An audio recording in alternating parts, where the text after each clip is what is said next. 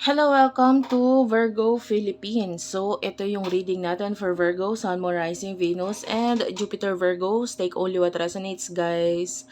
Hindi to magre-resonate sa lahat, so kunin mo lang yung mga messages na magre-resonate para sa'yo. And for personal reading, Jing Tarot Reader, friend ko yun, guys. Hindi ako yun, ha? Hindi ako si Jing. Friend ko yun. Siya yung nagbibigay ng personal reading. Manggagamot din sila, guys. So, pwede kayong pumunta sa kanila, Calamba, Laguna. Yan, kung gusto ninyong ah, magpagamot ng mga spiritual na, of course, spiritual. Better mag-check pa rin kayo sa doktor. Pero kung feeling ninyo ay hindi kaya ng doktor or matagal na yung sakit nyo, hindi pa rin gumagaling, maybe hindi siya pangkaraniwang sakit, so spiritual na gamutan ang kailangan, pwede kayong magpunta sa kanila. Nagtatawas din po sila ng online, so pwede kayong mag-inquire. Okay, so let's start your reading. This is the sign of Virgo, Sun, Moon, Rising, Venus, Jupiter, Virgos. Okay.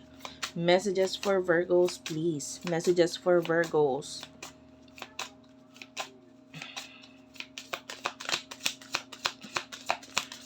Sun, Moon, Rising, Venus, Jupiter, Virgos.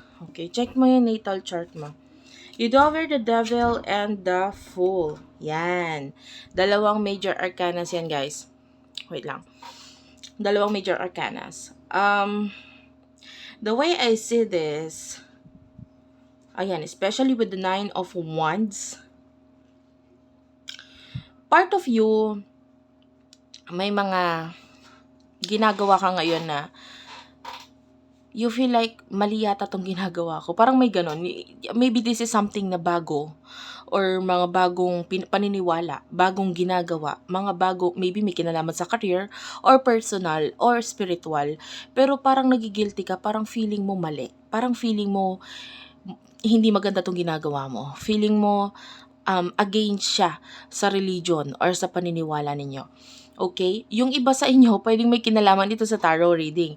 So, you're thinking, bakit ba ako nakikinig ng tarot? Bawal to sa relihiyon namin. Pwedeng may kinalaman sa relihiyon or sa paniniwala mo lang. Okay? So, the way I say this, you still feel na mali, pero ginagawa mo pa rin. Okay? And, hindi mo maiwasan with the Nine of Wands. I feel like, may mga challenges sa buhay mo ngayon na kailangan mo ng guidance.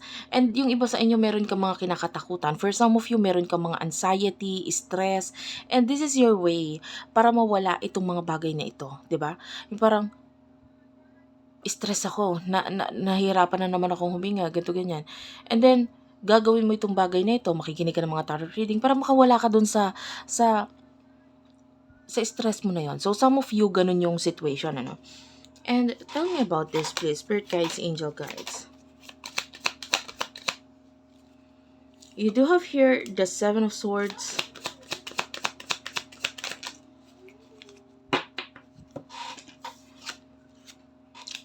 The Knight of Swords and the Knight of Wands. For some of you,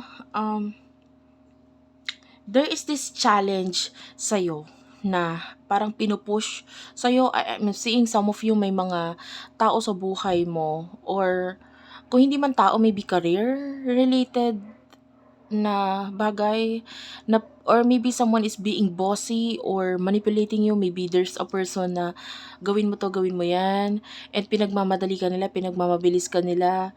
So, I'm seeing a friend here or a person with a Page of Cups energy. Yan, yung iba may kinalaman sa career. Na they want you na maging mas better ka. So, they are telling you na ganito, ganyan, gawin mo to, gawin mo yan. Na parang tingin nila ito yung magiging makakapagpabuti sa'yo, magiging mas maganda yung buhay mo, or magiging mas magaling ka pag ginawa mo to, ginawa mo yan.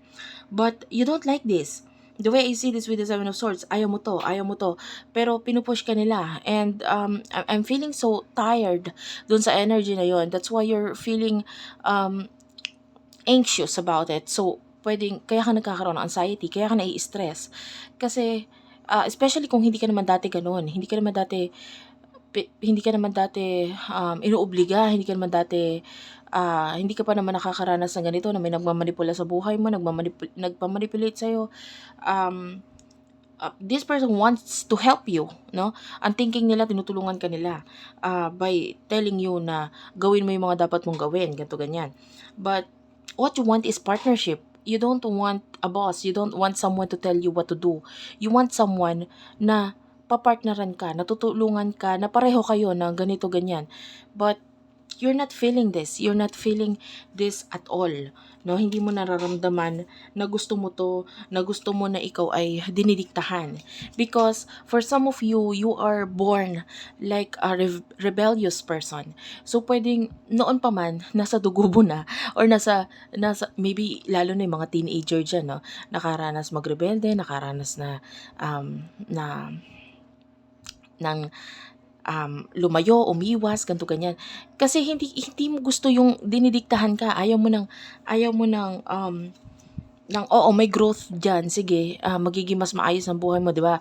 For example, nung kabataan mo, sabihin na natin yung magulang mo, yung nanay mo, sinasabihan ka ganito, ganyan. Gawin mo to, mag-aral ka, ganyan, ganyan, kasi mas makakabuti para sa iyan. The same situation ang nararamdaman natin ngayon sa sitwasyon mo. Na you feel like itong taong ito or mga taong ito ay dinidiktahan ka na, oo, sige, mas makakabuti, pero ayaw mo ng ganun. Ayaw mo ng ganun. You want a friend, you want kung pwede nga ikaw ang boss, 'di ba? You want to be the one to be the manipulator din. Ayaw mo maging I mean, maybe nasa dugo mo yung pagiging dominante. Ayaw mo nang ikaw yung sinasabihan, ayaw mo na ikaw yung sumusunod, etc.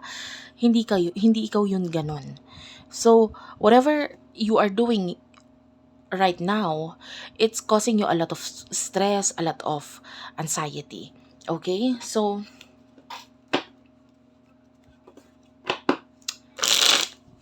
ano yung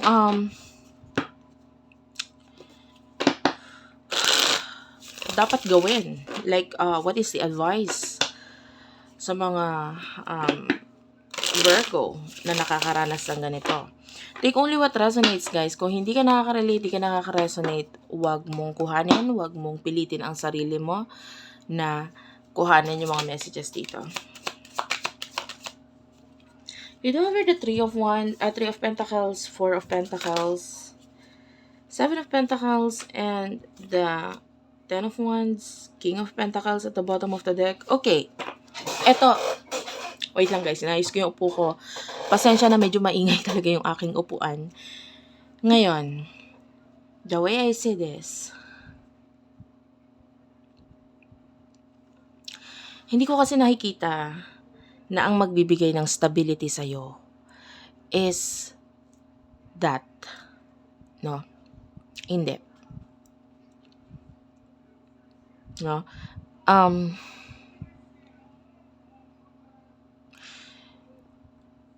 I feel like you have this role na mas masanay ka, mas gusto mo, mas komportable ka being the Ten of Wands. What is the Ten of Wands? Ikaw yung maybe the leader, ikaw yung gumagawa lahat, you know, hindi ka sanay na ikaw yung uutusan because you want to be the leader. You want to be the manager. You want to be someone na nag-handle ng maybe emotions or sanay ka na ikaw yung sinusunod. Some of you, I can see a lot of growth and money in there. And nakakita tayo ng stability doon. You are not the kind of person na rush, on the go. You're not the kind of person na ang makakatulong sa'yo is travel, more on travel, gato ganyan, kasi maging active, etc. That's not you. That's not you at all. No? You have here the earth. energy with the pentacles. So Earth is Taurus, Virgo, Capricorn. Yeah, that's you, Virgo. So you are more comfortable when you're standing on your own ground. Alam mo yun? Yung parang you are a grounded person. Ibig sabihin, mas komportable ka sa ganun. No? For some of you, maybe you are currently on a hermit mode. Ayan, being a Virgo, hermit mode. So, maybe dinidistansya mo yung sarili mo sa iba, sa mga tao sa paligid mo, sa mga taong umaalis sa buhay mo, maybe dinidistansya mo ang sarili mo sa kanila. And you're at peace pag ganito. As you can see, yung mga movement ng mga tao dito with the Seven of Pentacles and the Four of Pentacles, the Four of Pentacles is sitting down and the Seven of Pentacles is just standing, not making a lot of movement. So, ibig sabihin, with the Three of Pentacles, the Three of Pentacles is talking about growth, expansion. So, pwedeng yung growth or yung gusto mong mangyari na magkaroon ka ng level up regarding sa money, etc. Mangyayari yon when you're not moving a lot. Maybe, nasa isang lugar ka lang, ganyan. Or maybe yung iba sa inyo, yung pera mo yung nilalaro mo. You know what I mean? Yung parang, maybe yung iba sa inyo, lalo na with the King of Pentacles, this is regarding business. No? And I can see na regarding sa business, nakakita tayo ng like you want something na baguhin or maybe a new beginning regarding business. And iniisip mo ito na gagawin mo in the future. For now, maybe nandito pa lang yung thoughts, yung pag-iisip na gusto mong aksyonan sa future, yung ganitong bagay, ganito ganyan. Yung iba sa inyo ganon. Maybe you do have options. The Queen of Wands is here. So, yeah. Maybe nakakarinig ka ng mga advice or maybe someone is telling you, nga, mas maganda yung ganito, ganyan. So, for some of you, nag-aano ka, yung parang naglalaro ka ngayon sa kung ano yung dapat mong gawin in the future. Pero ngayon, parang may iniisip ka na parang ito yung mas maganda gawin sa future, ganito, ganyan. And, alam mo, daming messages dito sa totoo lang. But more or less, mas nakikita natin, ang concentration mo might be for now is regarding with your career. And,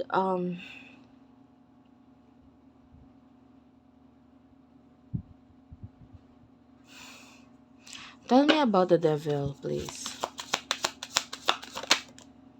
Knight of Pentacles. Yeah, still, it's a pentacle.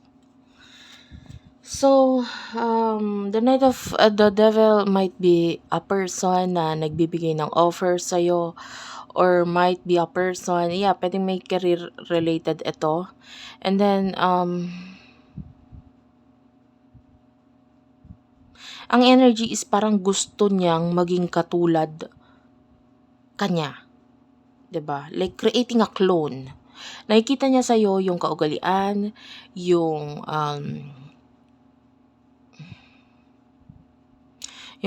kaugalian at might be nakikita niya na magiging katulad ko to. Pareho kami. Ganto ganyan. But, deep inside you know na hindi ka katulad ng person nito. This person could be someone na hindi ko sinasabing pangit yung offer or what. But, the way I say this is not your strength. Hindi ito yung galing mo or yung lakas na meron ka. Hindi ito yung sabihin na natin yung gusto mo. Okay? So,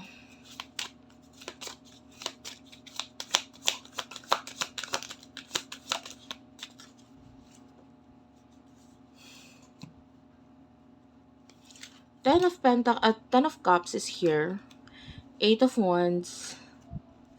The 4 of Cups is here. Bottom of the deck is the Chariot. For now, maybe mas maganda yung ginagawa mo. Maybe you're concentrating on your family, no? The one na nagbibigay ng happiness and warmth sa'yo.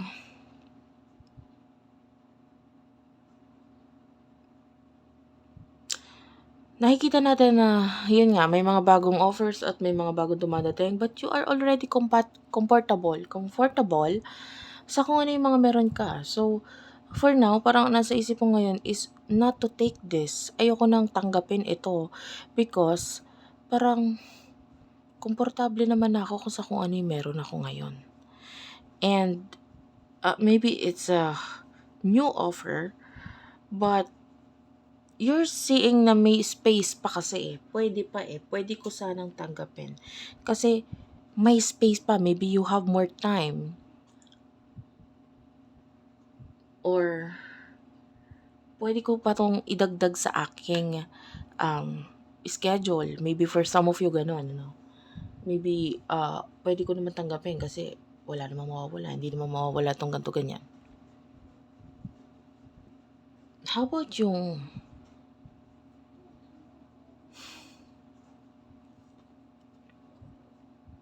yung time for your health or time for yourself? If you would accept this, okay. May place nga siya sa buhay mo. Okay nga natanggapin mo ito because hindi naman maapektuhan yung iba. Pero yung sarili mo, let's talk about that. Let's talk about yourself for now. Pag ba tinanggap mo tong bagay nito or ginawa mo yung mga pinagagawa sa'yo dito, healthy ba yun for you? Huh?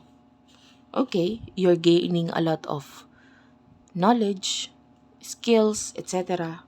But you do have the Hermit and the Five of Cups. So the Hermit, this is you, Virgo. So paano yung sarili mo? Diba? Paano yung emotions mo? No? Yung the way I see this, it's like ikaw yung mahihirapan and inilalagay mo yung sarili mo sa, sabihin na natin sa,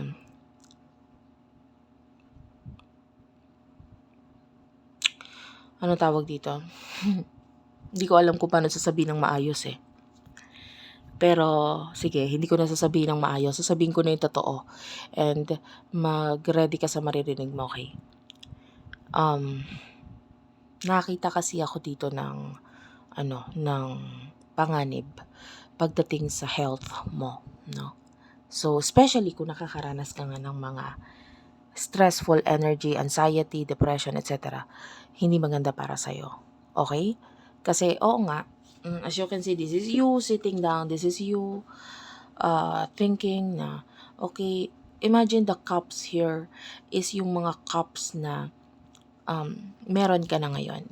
Family, work, career, another sideline. Example lang to, imagine mo lang that you are sitting down and then you're focusing on this. Nagfo-focus ka dito. And nakikita mo may isa pang space dito and there's another offer, another cup. Now, it is up to you kung tatanggapin mo yon or hindi. But you see na may space pa.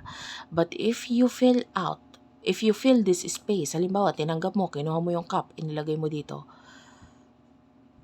I don't see any space na for yourself. Parang, that is you, na eto may space dito, makikita mo pa yung sarili mo eh, na magagawa mo pa yung mga gusto mo, yung mga hobbies mo, yung you have time for exercise, you have time for for having fun, because itong space na to is supposed to be for you, no?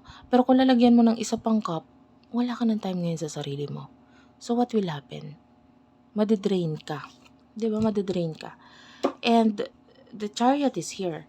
Ang mas nagpapakita sa aking message dito, ang mas nagpapakita sa aking image is not the whole Chariot thing, but the one in the middle, which is, as you can see, that looks like a heart, or that looks like a red cross, or or yung mga makikita mo sa hospital like emergency.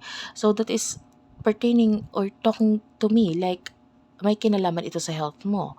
So if you fill the cup, if you put the cup here at ipipilitin mo ang sarili mo na punuin ang sarili mo ng schedule na sige kasi para to sa pamilya ko, para to sa ganito ganyan. The problem now is your health. Na might be with the magician, oo, nagigain ka ng skills, ng knowledge, ng talent, and you're being skillful. Doon na lang tayo more on skills to. But with the hermit, spiritually, how are you? Kamusta na yung spiritual mo? Kamusta na yung sarili mo? Especially you are the hermit. For some of you, hindi ka sanay na working na maraming tao. Maybe mas sanay ka na ikaw lang mag-isa kasi pag maraming tao, napapagod ka, na-i-stress ka na mas nabuburyo ka sa maraming tao. Sabihin na natin ganun. Oo, saglit makukuha yung attention mo, but iba pa rin yung nakukuha mo pag ikaw lang mag-isa. 'Di ba? Yung peace. Ando na, with the 5 of Cups. This is you feeling sad, feeling lonely, feeling helpless. This is you causing a lot of drama. And I can see you being drained, napapagod, and that could be your health, no? Nasabihin na natin with the Hangman, ito na nga yung sinasabi ko, pwedeng yung sarili mo ay inilalagay mo sa bingit ng lagi ko kasing naririnig ito sa hospital parang pag daw ikaw ay nanganak, yung kalahating paa mo ay nasa hukay. Di ba parang ganon? Whatever this situation is, nakikita natin na ayan na, yung isang paa niya is nasa baba, sabihin na natin nasa hukay.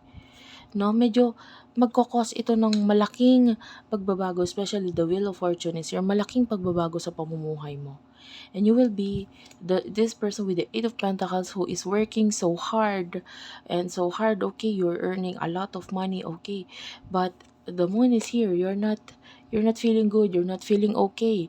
You do have the moon and nakikita mo your stress. Nakikita mo yung itsura dito ng the moon is not feeling good, and that could lead into the 3 of Swords, which is this is pwede may kinalaman sa iyong health. This could be a problem related to your heart.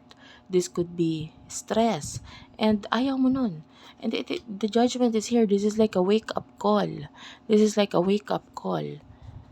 Maybe some of you have already tried, no? Tinaray mo na but yung counting trial pa lang na yun, parang nahirapan ka na what more kung talagang i-commit mo ang sarili mo dito. 'Di ba?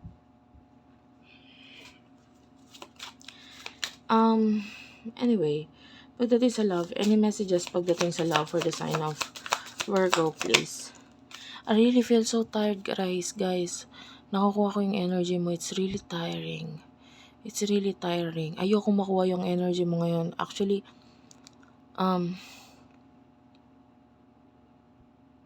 natidrain ang energy ko. And this is what tarot reading do.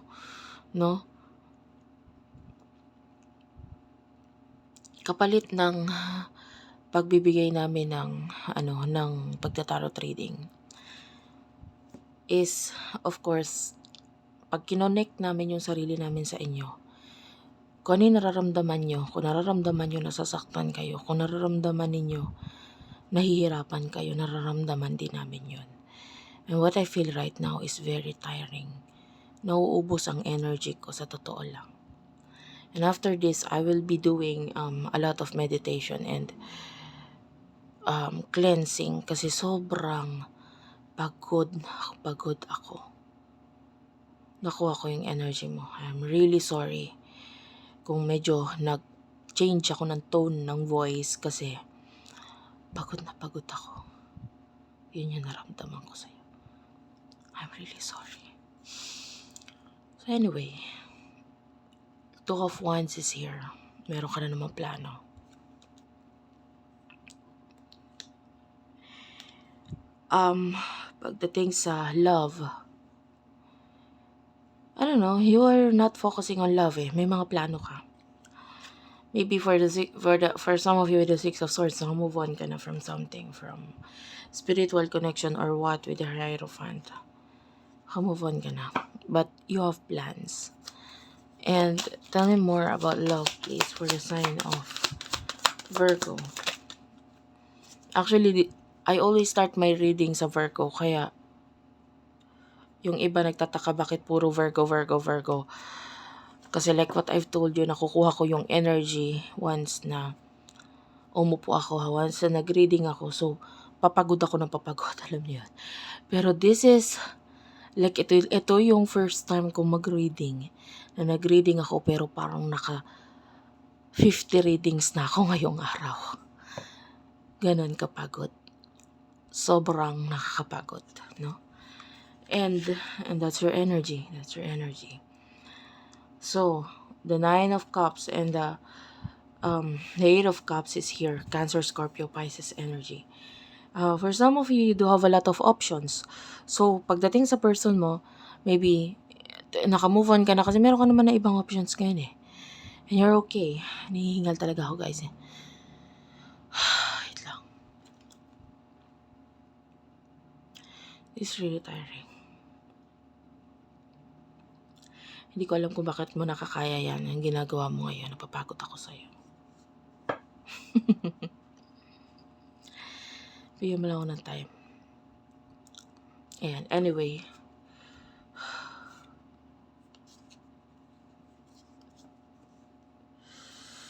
The Six of Cups is here. So, regarding this past person,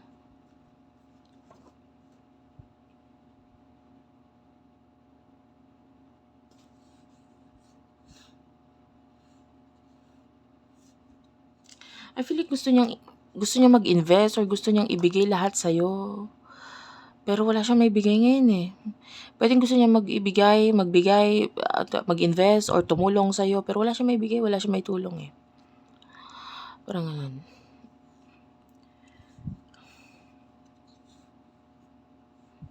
Guys, you really need to rest. Pagod talaga ako sa energy mo. You really need to rest. Wait lang. Anyway. Continue lang natin yung reading kasi after this, I will be resting muna.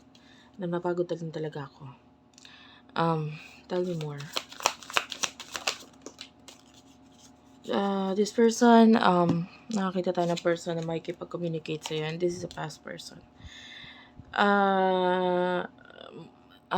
Napakatagal niya makipag-communicate, pero makikipag-communicate siya. This person is feeling sad. You do have the Hermit, so this could be a Virgo. Yeah, or nakakita ko ng like a Taurus energy. So, yeah, nakakita tayo dito ng reconciliation between the two of you. Yan, Taurus, the Hierophant. And nakita tayo dyan ng communication towards, matagal lang nga lang siya talaga, but this person will soon communicate with you, no? Pagdating sa love. And why? Bakit siya makikipag-communicate? At this person, you do have here the Five of Wands. Nakita ko ng problema sa kanya. Or problema sa home. I don't know if this is you. Pwedeng ganun. Or maybe problem regarding the Four of Wands, which is something very stable. So, nakakita ko ng communication regarding doon, pag-aaway, pagkakagulo. And I can see the lovers. This person sees you as someone na nakakaintindi sa kanya. So, with the Two of Pentacles, like, there's a communication connection. And, guys, kung pinipilit mo na layuan or iwasan itong taon to, it's never gonna happen. It's not going to work. Walang ganun. Kasi, mas nakikita ko dito yung like this infinity sign, and the infinity sign, it looks like a forever kind of energy. So, you're stuck with this person, no? Lalo na with the lovers. Some of you, this is a soulmate or a twin flame.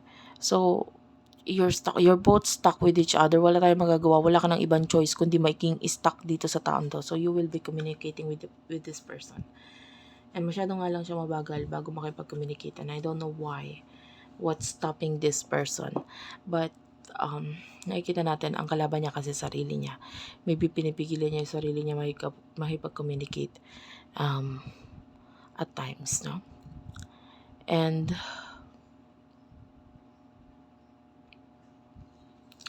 yeah, for future. What will happen in the future for you, Virgo?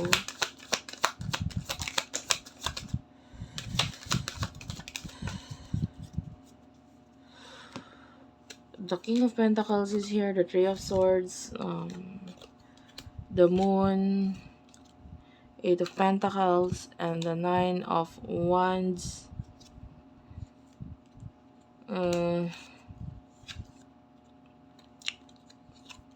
Ayun na. In the future, you do have the King of Pentacles. This is you. The Three of Swords, and the Moon. I feel like ikaw to Actually, ikaw tong gagawa ng actions dito. And the Eight of Pentacles, you are trying your best na patunayan sa kanila, ganito ganyan. But the Nine of Wands is causing you a lot of problem, a lot of troubles. Nakita ko sa'yo ng serious health problems and you need to focus on that. And with the Hierophant, this is like a lesson. Guys, this is a lesson for you. This specific message dito sa tarot reading na ito, ang lesson para sa'yo. And you have to take this. You know, have your Ace of Wands. Kunin mo to. Aksyonan mo. Aksyonan mo itong mga sinasabi ko kasi baliwala itong pagod na ginawa ko sa iyo ngayon. Baliwala itong pagsasalita ko kung hindi mo aksyonan. You know what I mean? In the near future, you have your King of Swords. This is like, kasi can you see this king? It's like sa lahat ng tarot readings, yung King of Swords kasi is the only king na makikita natin na parang hindi siya masaya sa throne niya, hindi siya masaya. This person is really sad. It's not feeling good, feeling healthy. Kasi hindi niya gusto yung suot niya, hindi niya gusto yung ginagawa niya, hindi niya gusto yung, and this is your energy. And yeah, it's causing you a lot of trouble. Mas maganda yung magtatrabaho ka if you are currently in a career or pinupurso mo yung isang career na hindi ka naman po komportable doon sa career na yun eh. You are just doing it for money. And yun na nga. Pagdating dito, if that is you, and nagkakaroon ka ng health problems, may mga pumipigil sa'yo to do this, to do that, you don't like the color, you don't like the uniform, etc., hindi ka masaya. And the Page of Pentacles is here. You're being immature financially. This is what I can see here. No? The Tower is here. So, this is like a message for you to end this. End your suffering. Ikaw lang makakatapos ng nagpapahirap sa'yo. And with the Six of Wands, this is telling you na bumalik ka sa kung ano man yung bagay na komportable ka. And you do have the Queen of Swords, so you need to cut this off. Diba? You need to cut off whatever this situation na nakakapagpahirap sa'yo ngayon. If this is regarding a relationship na you're not happy, you're not contented, puro stress, very toxic, you know, you're like dealing with a person na draining a lot of your energy, feeling mo ikaw lahat ang gumagawa, maybe you need to end this also, no? Go back to the High Priestess, which is, this is your soulmate, this is who you really love, your passion. Kahit ito ay hindi person, this could be a place or a situation na ito talaga yung mas mag-work out para sa'yo. No? Huwag mong pilitin yung mga bagay na hindi mo kaya. Okay. You need to speak with the Strength card. You need to have the courage to tell the truth. To be happy with the Sun. Kasi ikaw lang naman talaga ang makakapagpasaya sa sarili mo. Kung sasabihin mo yung totoo. Kung titigilan mo yung mga bagay na nagpapahirap sa'yo. Yeah. And I will end this reading now. Sobrang hirap, guys. Dito ko na-challenge sa lahat ng reading, guys. Dito ko na-challenge kasi sobrang napagod ako. And thank you for watching.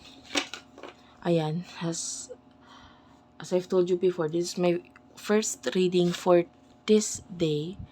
Ayan, pero sobrang kagigising ko nga lang. Actually, kakakain ko lang ng lunch.